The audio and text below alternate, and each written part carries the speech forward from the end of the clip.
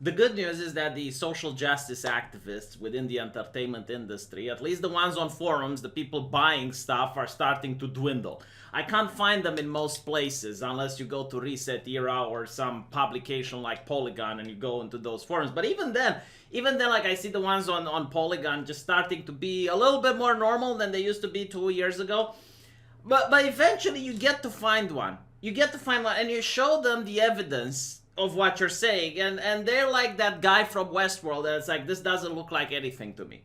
I was like, look, you bigot. The whole reason why the controversy of the video game industry is sexist was to shame companies, was an attack on the companies making video games so that they create positions of power within their businesses in order to allow the friends from the journalistic press from California now to gain power within those corporations. All right, like it's a really nice position to be on the diversity board of one of these corporations. You get a lot of money. You don't have to work a lot. All you have to do is to send a couple of emails, and then you get to decide who gets to be hired and who gets to be fired by that corporation. Right? It's a really nice gig, and it's so obvious. It is just so obvious for any reasonable person that there are grifters out there whose whole job was to shame companies, create this position of power, and then get their friends in. That was literally it, right?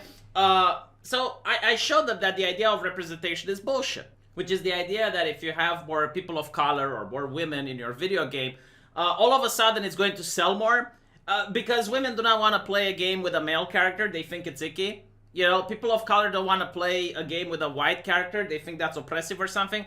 But if you are somehow magically adding these characters in your video game, you're going to appeal to a wider audience. And all of a sudden, all of these people are going to buy your game. And it's just complete false. The narrative just doesn't fit with reality. And I made a previous video showing that in the Assassin's Creed, you know, the press just was beating the drums. It's like, oh, we need a female Assassin's Creed. It's like, if you don't have a female Assassin's Creed, then your corporation is sexist.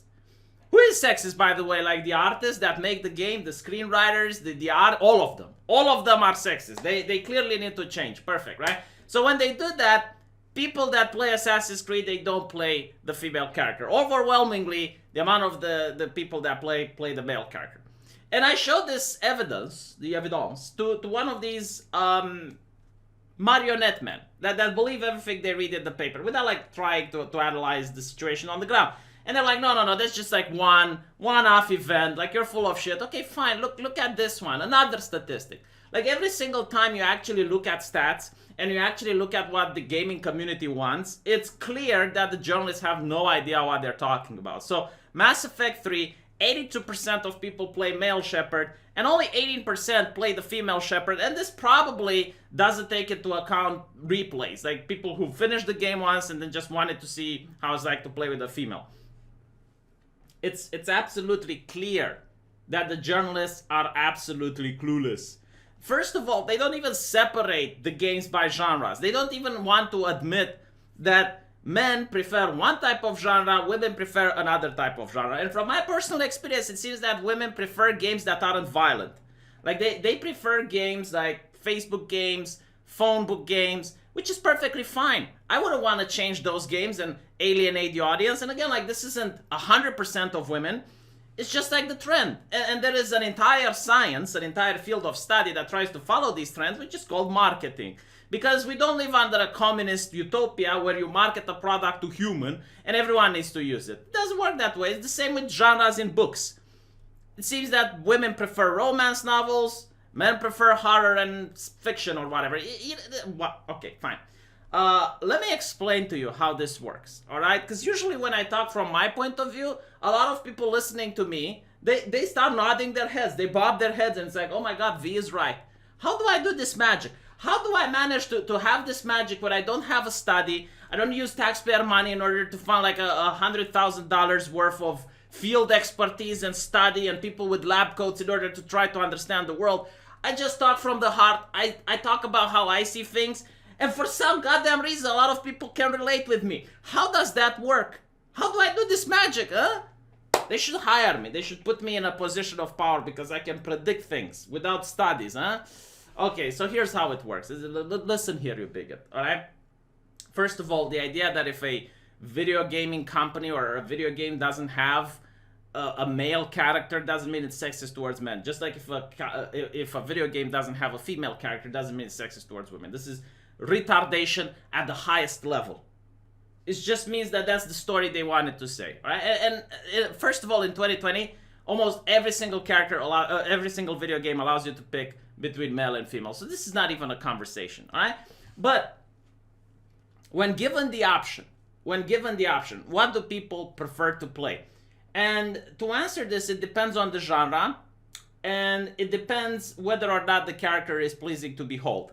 From my personal experience, if it's an RPG, like Mass Effect, or I suppose you can even include the previous Assassin's Creed to be RPG-ish, people want to play a male character. Why? Because the overwhelming majority of the player base seems to be men, and they seem to be teenager towards middle-aged. Like, you're not going to see many 85-year-olds playing Assassin's Creed.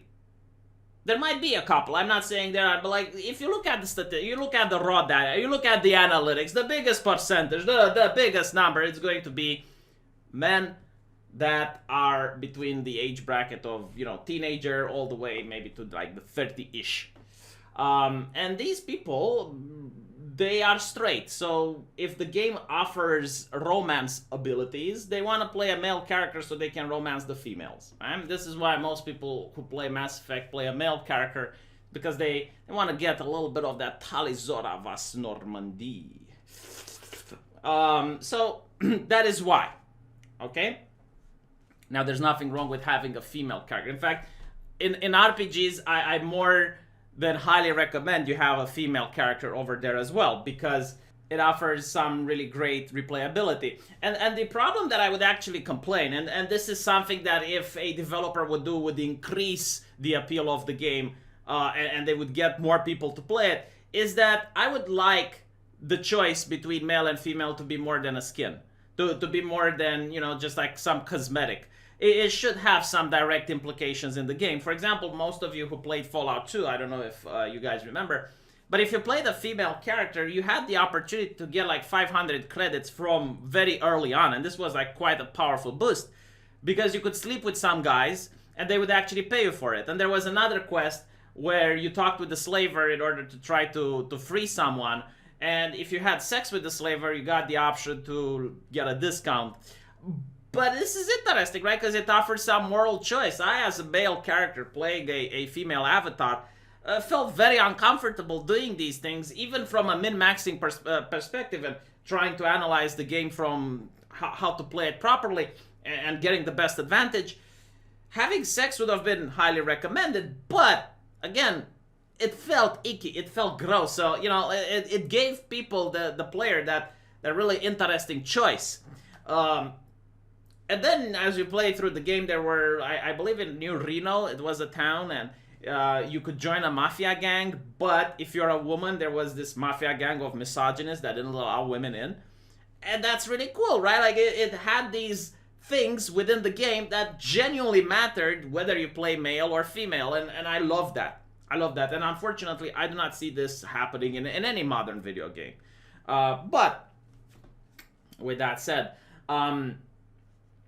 if people play a game like World of Warcraft, or people play a game like Street Fighter, or League of Legends, I know a lot of guys that, and myself included by the way, who prefer almost all the time to play with a female character as an avatar, provided that female character is good looking, and they look hot, and they look good. Why? Because why the fuck would I want to stare at the male ass for most of the time that I'm playing the game?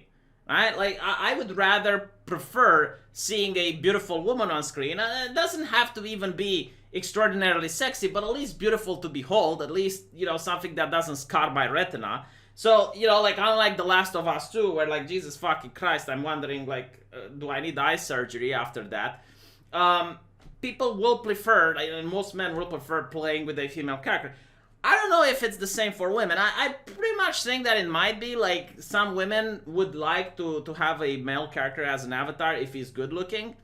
for the same reasons, right? Like you're attracted to the opposite sex, and that means that when you see a member of the opposite sex, it's beautiful to behold. It makes the picture a little bit more picturesque, right? But with that said, if the female characters are ugly, and most of the California are unable to make good female characters now, and I don't mean by the fact that they just covered them up and, they try to remove all sexuality. They literally draw them like they're men transitioning to become women. I'm talking about broad shoulders, strong jawlines. It's not that they're removing every single femininity aspect from them, but they're purposefully making them androgynous. They don't seem to have this problem when making the men. Like the men are still buff, they're still muscular, they're some sort of fantasy type archetype, which is kind of good, right? Like if I play Diablo, I want my barbarians to look imposing and menacing. I don't want my barbarians to look like real life people that I can see, fat with pimples and whatnot. But at the same time, this doesn't apply to women, and I see it in so many games that I'm starting to believe that it's a trend. Like at some artist school, they're actually telling them, look, when you draw a female character, make her look as manly as possible. Make her look androgynous, short hair, menacing figure, broad shoulders, strong jawline, toxic masculinity to the get-go, right? And most people aren't attracted in that. From what I noticed, both men and women do not like the androgynous archetype. There might be a very vocal minority on Reset Era and, like some people at the actual company like Ubisoft congratulating them and being like, oh yes, this is how tastes have matured and this is how it should be. But looking at it, if you put it on the box, most people are going to go and they're going to purchase some Japanese game that has a better art style. So, this is my understanding on how things are. And why is it that when I say this, most people agree with me? Like, well, why is this the thing? I don't know. I find it very interesting. Let me know what you think. I'll see you guys in the comment section.